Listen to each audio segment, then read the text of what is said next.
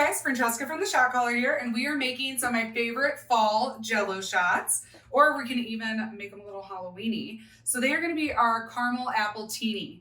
All you're going to need is a box of sour apple Jello.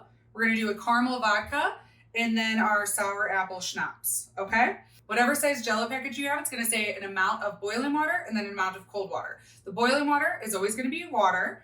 So we already boiled that up, dissolved our Jello in it, and then it says 1 cup cold water. We're going to do a half cup of our Smirnoff caramel vodka, and then a half cup of our schnapps. Stir it up, and that's it, guys. All right. So the hardest part about making Jello shots is getting your hot, sticky liquid into your little Jello cups without covering your kitchen in Jello. But not when you have the shot caller. So we're going to take this and pour it directly into our shot caller, straight from the stove. It doesn't transfer heat, so you can just pour it right in. Just like that. Gonna put the lid back on, just snaps right on.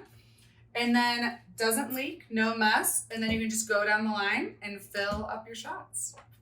So if you want to be fancy, kind of have like a fall themed party with your caramel appletinis, I would just top these with a little bit of caramel sauce just for a little extra sweetness. But we wanted to go the Halloween vibe. So we went and got some little edible googly eyes to make little Mike Wazowskis from Monsters Inc. All right. So we got these little guys. You can wait till it sets up or put them in there so it sits in the Jello. You're going to throw them in.